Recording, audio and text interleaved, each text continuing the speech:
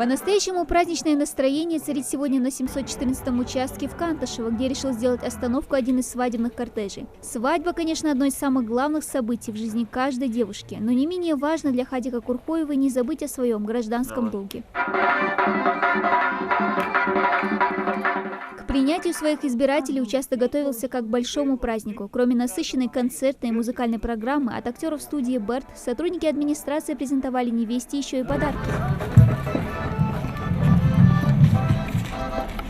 Веселый настрой, как эстафета, передается и самим избирателям, которые охотно приходят на участок. Опустить свой бюллетень в урну и проголосовать за, возможно, грядущие изменения в Конституцию – значимый шаг для Магомеда Дударова. Я считаю, что все это социально ориентированные, все поправки. Вот мне это все нравится. Очень интересно. Очень даже сам я являюсь заместителем председателя Назрановского райсовета депутатов, так что это мне близко все, это нужно. И все это мне нравится лично. И попросил бы тех, кто не пришел еще на голосование, прийти и проголосовать. Изменения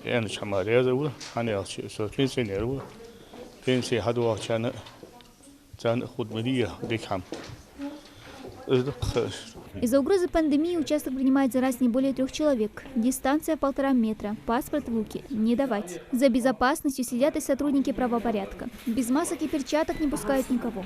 Так, перчатки, маски. А за проверкой готовности ТИКов следит и специальная комиссия членов Общественной палаты республики. Они заглянули на 2 избирательных участка, открытых уже на базе 5-й школы в Назране. Правда, сегодня Лейла Амирханова и Муса Мартазанов здесь и в роли избирателей. Во главе угла для председателя регионального отделения «Матери России». Поправки, связанные с семьей. Есть такое направление защита семьи.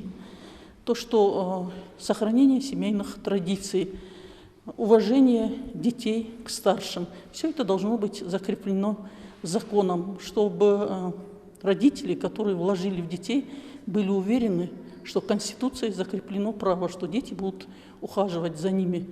Поэтому я считаю, что сохранение традиций, уважение к старшим, все это идет из семьи. Если семья благополучная, то я считаю, мы будем уверены в своих детях и уверены в завтрашнем дне.